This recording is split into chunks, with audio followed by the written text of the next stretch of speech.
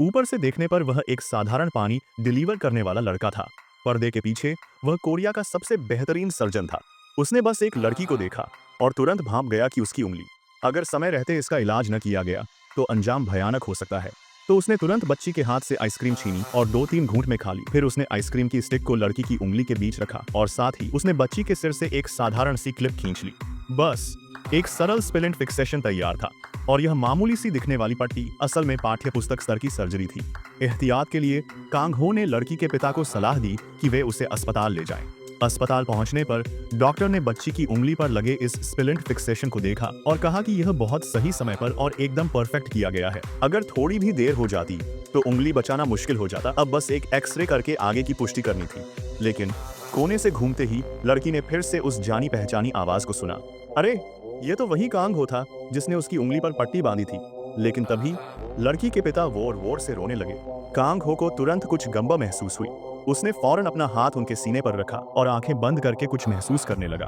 पिता ने फौरन कांग हो के हालतू हाथ को हटाया और कहा कि उन्हें कुछ नहीं हुआ है। लेकिन थोड़ी ही देर में आदमी को चक्कर आने लगे, सांस लेने में दिक्कत होने लगी, चेहरा पीला पड़ गया और होश भी धीरे धीरे जाने लगा। लड़की तुरंत डॉक्टर से मदद मांगने लगी। लेकिन अफसोस, पास ही में एक बड़ा सड़क हादसा हुआ था।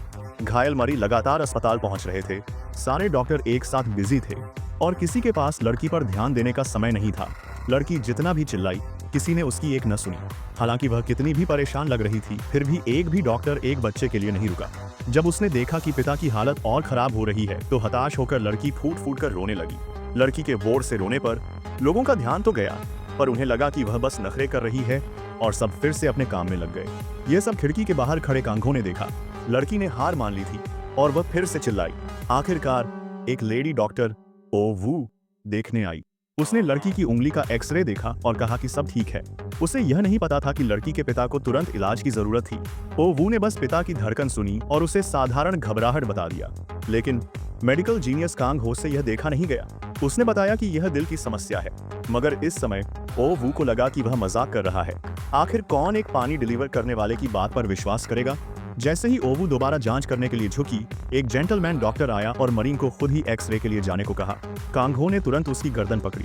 कांग हो की धमकी के आगे जेंटलमैन डॉक्टर को लाचार होकर पिता को जांच के लिए ले जाना पड़ा।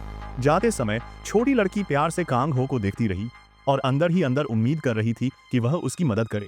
कांग हो ने तुरंत उसके मन की बात भांप ली और लाचार होकर उनके पीछे चल पड़ा। लेकिन जैसे ही वे लिफ्ट में घुसे, पिता अचानक जमीन पर गिर पड़े।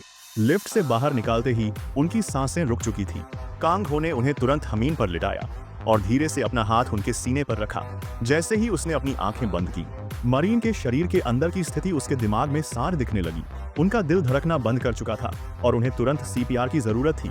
लेकिन तभी जेंटलमैन डॉक्टर ने कांग हो को धकेल दिया और मरी को जांच के लिए ले जाने को कहा। मगर अब समय नहीं था। अब का हर पल कीमती था। कांग हो को गुस्सा आ गया। उसने नर्स को होड़ से आपातकालीन उपकरण लाने को कहा और अपना जैकेट उतारकर मरीन को बचाने की तैयारी की। जेंटलमैन डॉक्टर ने उसे रोकने की कोशिश की, लेकिन कांग हो की एकते नजर ने उसे शांत कर दिया। बिजली के झटके की आवाज के साथ मरीन के दिल की धड़कन वापस आ गई। हालांकि संकट टल गया था, पर मरीन की जान अभी भी खतरे में थी। अगर उन्हें जीना था तो ऑपरेशन करना बहुत जरूरी था। लेकिन इस व्यस्त अस्पताल में डॉक्टरों के पास समय नहीं था। सामने इंटर्न डॉक्टर के घबराए हुए चेहरे और लड़की की बेबस आंखों को देखकर कांग हो दुविधा में पड़ गया। इस बीच छोटी लड़की समझ गई थी कि उसके पिता की हालत बहुत खराब है। उसने कांग हो से अपने पिता को बचाने की गुहार की। लेकिन एक डॉक्टर का अपने अस्पताल के बाहर ऑपरेशन करना इंडस्ट्री में एक बड़ा नियम तोड़ने जैसा था। ऐसा करने पर उसका लाइसेंस भी रद्द हो सकता था। लाचार होकर कांग हो ने यह कहकर मना कर दिया कि उसकी सर्जरी की फीस बहुत ज्यादा है। जैसे ही वह जाने लगा, लड़की ने उसका हाथ पकड़ लिया और अपने सारे गुल्लक के पैसे कांग हो को दे दिए। एनेक्स नाम है अभी संदा की ऐसा ही निश्चित रूप से उसने मना कर दिया।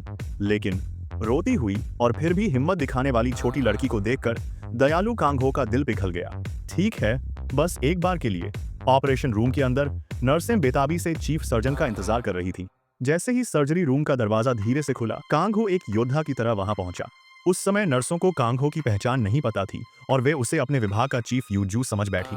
लेकिन यूजू के दुश्मन चीफ मून ने तुरंत भांप लिया कि मुख्य सर्जन बाहरी है। लेकिन उसने उसे रोका नहीं, बल्कि तमाशा देखने वाले का भाव बना लिया। लेकिन अगले ही पल वह हैरान रह गया। यह बाहरी आदमी कितनी सटीकता से त्वचा को काट रहा था। खून की